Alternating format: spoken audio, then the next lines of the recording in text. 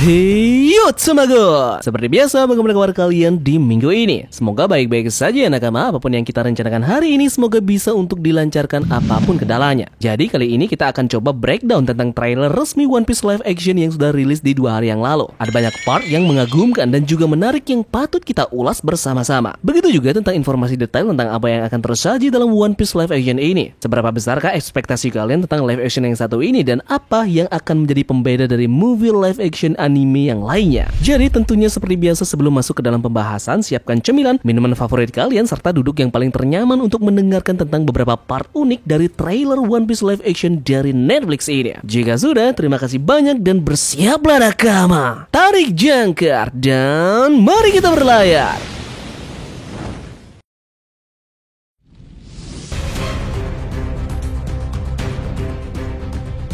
Minggu pagi kita dikejutkan dengan trailer dari One Piece live action yang secara resmi dirilis oleh pihak Netflix pada berbagai platform mereka. Tentunya kita para penikmat anime, khususnya para pencinta One Piece sangat tidak sabaran untuk melihat movie ini karena tentunya ini adalah The Big Three, alias 3 manga besar sepanjang sejarah yang menorehkan berbagai macam rekor. Jadi tidak salah bahwa ekspektasi dari para penggemarnya sangat tinggi untuk anime yang seru ini. Nah, tanpa jadi berpikir bagaimana bisa Netflix ini dengan nekat membuat live action ini. Sedangkan kita tahu hampir semua versi live action anime itu rata-rata hancur atau tidak sesuai dengan ekspektasi para penggemarnya. Namun di sini One Piece seperti dispesialkan dalam pembuatan live actionnya daripada manga yang lainnya. Ini dikarenakan One Piece menggunakan format episode, alias live action ini akan memiliki 8 episode, tidak seperti kebanyakan live action dari manga yang lain yang menggunakan format movie. Banyak contoh yang menggunakan format movie seperti Dragon Ball ataupun Attack on Titan. Namun pertanyaannya, apa beda episode dengan format movie? Menurut Tamagon yang menjadi pembeda antara keduanya adalah dalam alur ceritanya nanti. Banyak dari format movie live action yang sepertinya dipaksa untuk menceritakan semua hal dalam manga, kemudian mereka ringkas menjadi satu movie. Ini tentu akan menyebabkan hancurnya alur cerita beserta dengan konsep yang seakan berbeda seperti yang ada dalam manga. Namun jika menggunakan format episode, itu akan memberikan kita sedikit detail satu persatu yang akan tidak mempersingkat cerita. Begitu juga dengan alur yang sedikit baik mirip seperti yang ada pada manga aslinya. Jadi pada format movie ini terkesan dipaksa untuk meringkas ceritanya. Cerita format movie biasanya dipaksa untuk meringkas semua cerita hanya dalam kurun waktu 2-3 jam saja. Terkesan memaksakan kan dan bahkan mustahil. Nah, untuk episode semakin panjang episodenya maka akan semakin panjang juga durasinya. Jadi cerita tidak akan terganggu. Jadi inilah yang membedakan One Piece dengan live action yang lainnya. Karena untuk CGI-nya sama sekali tidak masalah. Apalagi dalam kasus ini sepertinya memang pihak dari Netflix ataupun rumah produksi lainnya yang mengemas anime live action pasti akan jor-joran dana untuk membuat CGI yang semenarik mungkin. Oke, sekarang kita akan langsung saja untuk melihat beberapa detail unik yang ada pada live action ini. Begitu juga dengan sedikit tidaknya ada kekurangan yang terlihat pada trailer yang sudah dirilis ini.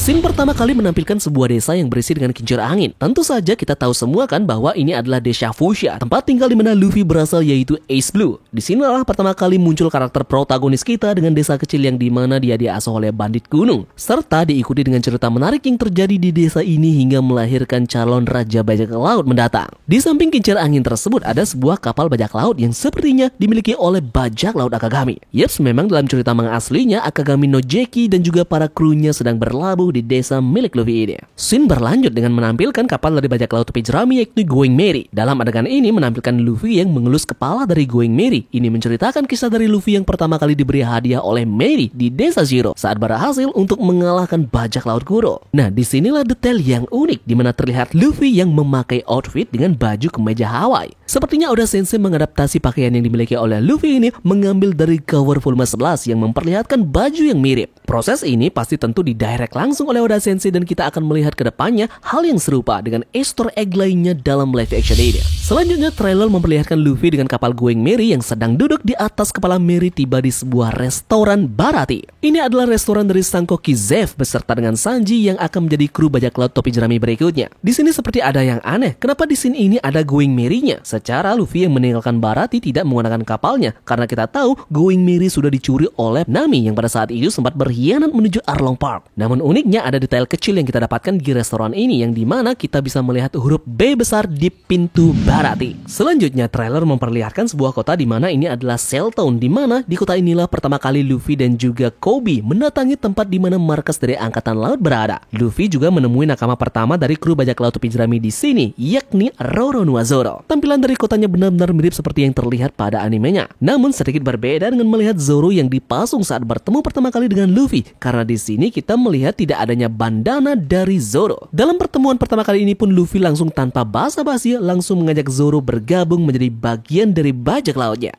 Nah, detail kecilnya kita bisa melihat gambaran dari lukisan Kapten Morgan yang berada di belakang Zoro pada saat dia dipasung. Kita pun juga melihat detail unik dari kapal Luffy yang pertama kali dia gunakan dengan sekoci yang kecil. Namun bedanya di sini, sekoci ini lebih mewah. Ada juga Zoro yang bertarung melawan seseorang pendekar pedang yang sepertinya banyak forum yang menduga bahwa ini adalah Mr. Seven. Selanjutnya ini adalah scene yang benar-benar mengagumkan, di mana CGI berpengaruh luar biasa. Adanya monster laut yang ingin menyerang Jackie beserta dengan Luffy kecil pada saat Luffy dibuang oleh Higuma ke lautan. Namun sekilas di sini hanya memperlihatkan sisi belakang dari Akagami. Kita masih belum melihat wajahnya beserta dengan penampilan utuh dari sang Figureland ini. Next, kita mendapatkan cuplikan dari kapal milik salah satu bajak laut pertama kali yang menjadi musuh dari Luffy, yakni Alvida. Bajak lautnya sepertinya sedang membegal bajak laut lainnya dan menembaki kapal tersebut. Detail yang unik yang kita dapatkan dalam cuplikan ini yakni di tengah-tengah kapal para bajak laut ini terlihat sebuah tong yang mengapung, yang dimana tong Luffy ini mendekati kapal dari Alvida.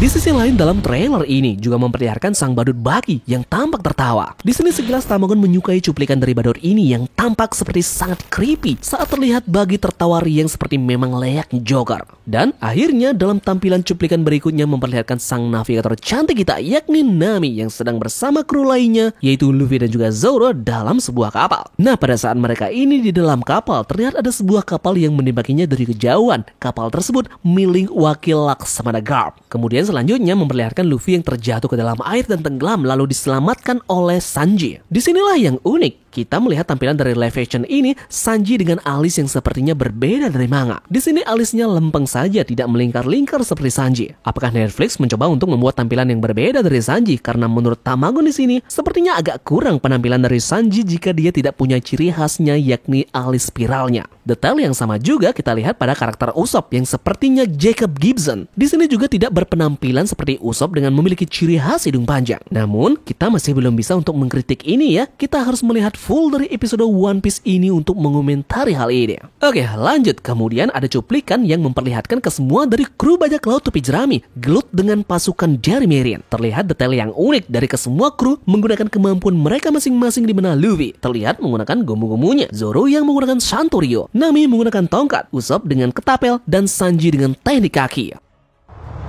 Kemudian salah satu adegan yang membuat Tamagon merinding dan terharu adalah bagaimana kesemua kru bajak laut topi jerami berkumpul di kapal dengan menyebut impiannya masing-masing dengan menaiki satu kaki di sebuah tong dalam kapal. Momen ini pun akan menjadi penutup dari perjalanan mereka dan mereka akan menuju ke lautan yang ganas berikutnya yakni Grand Line. Namun di sini lagi-lagi ada detail yang lucu dari Luffy. Dia seperti memakai sepatu bukan sandal seperti di manga. Hal ini pun sudah dijelaskan oleh Emily Root dalam akun Instagramnya. Dia menyebut bahwa pemakaian dari sepatu akan jauh lebih mementingkan safety dari pembuatan film ini dibanding dengan sandal. Jadi sedikit tidaknya akan mengurangi jika sewaktu-waktu ada cedera yang akan terjadi. Trailer pun ditutup dengan Luffy yang mengeluarkan kemampuan dari Gomu Gomu no Pistol ke Alvida. Menariknya, dalam scene ini kita bisa melihat karakter dari Kobe yang sepertinya juga culun dan menggunakan kacamata beserta dengan ciri khas rambut pink yang dia miliki.